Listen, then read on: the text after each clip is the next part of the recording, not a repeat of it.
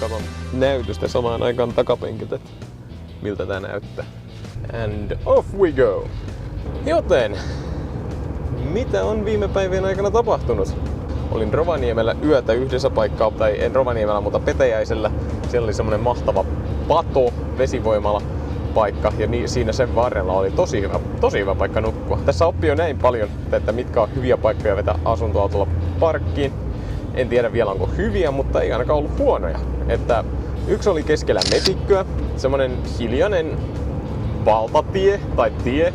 Toinen oli tää padon tykönä, ei melkein ollenkaan liikennettä, näkyvyys joka suuntaan hyvä, hienoja kuvia päivisin ja iltaisin oli kiva kans katsella tähtiä Rovaniemellä. Yhden yön Santaparkin tuolla parkkipaikalla. Santaparkista tuli mielenki itse asiassa, että siinä on kyllä semmonen juhlaklisee kaupunki kyllä, että mulla ei mitään ole joulua vastaan, eikä siis kiva juhla, mutta se niin oli vaan niin yliampuvaisen ällöä. Sen ymmärtää, mitä mä näin siinä läpikävellessä, että siellä oli varmaan 5 eri ravintolaa tungettu 100 metrin matkalle. Sitten siellä oli kaikkia tuliaispuoteja, elintarviketuliaisia, hyvissä hinnoissa kaikki. Mutta sitten päivällä, yksi mikä mua siinä harmitti sinänsä, oli tää, että kun mä kävin siinä ilmaisessa Pukin pajakierroksessa, se oli ihan nätti, tykkäsin. Sitten se oli toinen kiva ylläri kanssa, että Pukin luoks pääsi niinku ilmaiseksi käymään. Pääsi itse pääpahista jututtamaan. Siitä tuli oikeastaan hyvälle mielelle. Mutta sitten kun mä kuulin siitä, että että tää voi niinku saada kuvatun version kanssa, että ihan videolle laitettavaksi. Fine, hauska pikku fakta. Mä pistin kyllä kamerat pois päältä, mutta siellä siis ei saanut kuvata itse. Mutta sit mulla unohtui tämä pikku palleroinen kuitenkin äänittämään koko jutun. Sitten kun kysyttiin tätä, että haluaisitko ostaa nyt, ois Pukin kanssa otettua kuvaa. Tuli ihan kiva kuva, mä näin. Tai haluaisitko tän nauhoitetun version, että no mikä ettei, että kysy vaan, että kuinka paljon maksaa. No tää paperinen iso kuva on 30.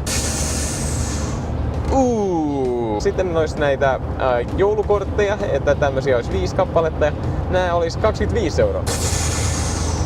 Ja sitten meillä olisi tää nauhoitettu versio, että 40. Tunnen kuinka joulun henki karkasi kehostani. se pieni pala, minkä Pukki sai palettua uskoa ja toivoa, että joulu on hieno juhla. Joululla voi hieman rahastaa. Hieman! Mutta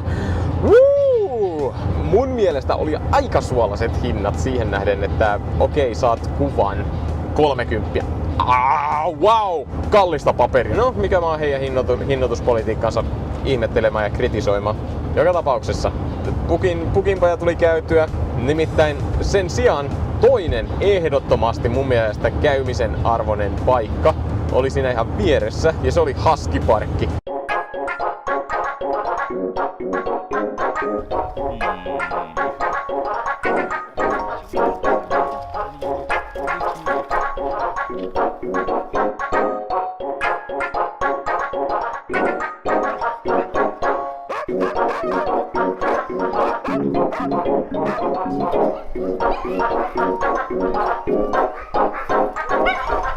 Mennäänkö, että sullekin tulee kohta ruokaa?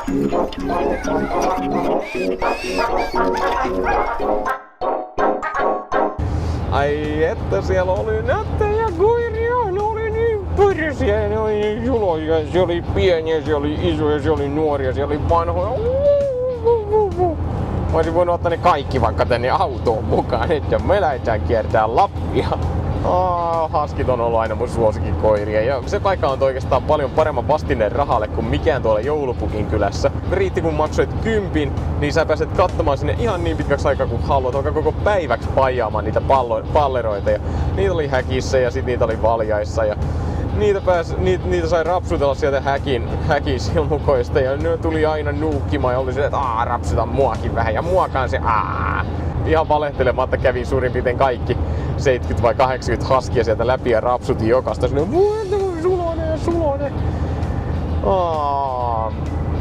Mä ihan tosissani sanoinkin, että sit jos mä tuun joskus Suomeen takaisin ja mietin, että mitäs vois alkaa tekemään työksi, niin mä todennäköisesti ajan autolla suoraan Lappiin takaisin ja vedän tonne, että hei, mä tuun töihin. ympäri vuodeksi. Mä haluaisin oikeesti Huskin mukaan ja tossa se voisi sitten istua aina ajomatkan aikana ja mä rapsuttelisin sitä vaan, joo, mennään. Mihinkään tänään eksytään? Ai että. Jos ette mitään muuta tuu Lappiin ja Rovaniemelle ihmettelemään ikinä elämässäni, niin käykää ainakin kerran Husky-parkissa. Sitä ette tuu katumaan. Siinä oikeastaan nämä pääpainot tällä hetkellä.